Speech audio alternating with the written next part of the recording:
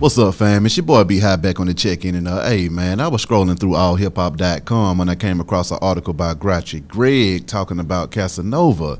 They're saying that he lost his chance at freedom during the bond hearing, and here's what's really good. You know, he went to court today, and they was trying to decide whether or not he'd be released on bond. Unfortunately, Casanova lost his attempt to get out of jail. Now, the evidence that the feds presented was not really good for Casanova right now, you know, because Judge Paul E. Davidson just denied his request for freedom. Prosecutors successfully argued that Casanova, born Caswell Sr., was a top leader of the gang who ordered his underlings to commit violence on his behalf. U.S. Attorney David Felton, he was quoted as saying, "The only thing the passage of time from the 3 prior first-degree convictions has established is that the defendant has moved up from the more junior role to a leadership role where he has his underlings do the dirty work on his and the gang's behalf." Oh man, that's crazy right there. You know, Judge Davidson agreed with the feds who claimed Casanova was too much of a danger to the community to be set free.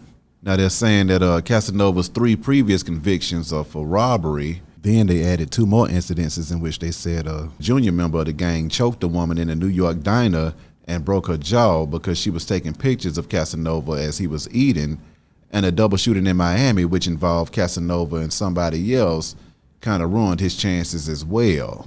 My God, I mean, that's wild right there. But, you know, Casanova's lawyer, he claimed Casanova had nothing to do with the shooting.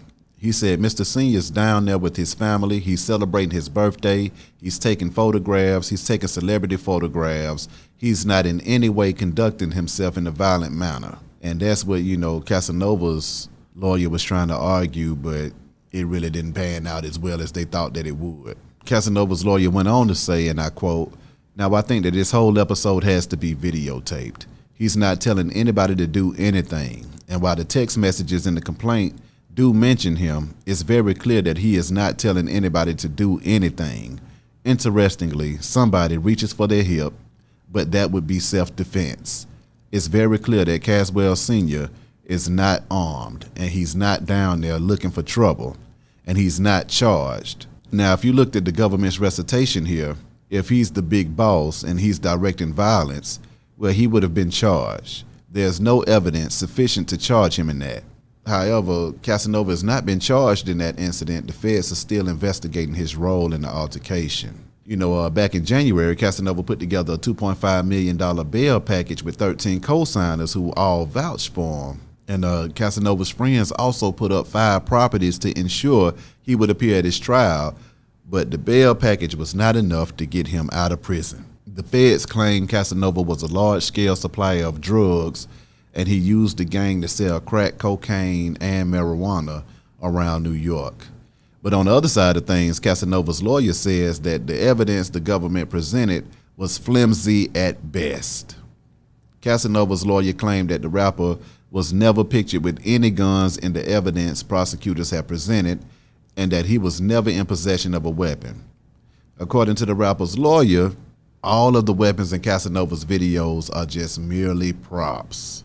And with that being said, you know, Casanova's pleaded not guilty to the charges that include racketeering conspiracy, narcotics conspiracy, possession of a firearm, and furtherance of narcotics conspiracy, and aiding and abetting.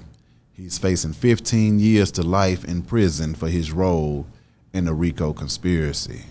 Man, that's crazy right there, man. Hopefully, you know, Casanova can get some clarity in that situation so he can get on ahead and get out of there on bail, but it's not looking real good right now. My thoughts and prayers are with him and his family until they can get all of this stuff sorted out.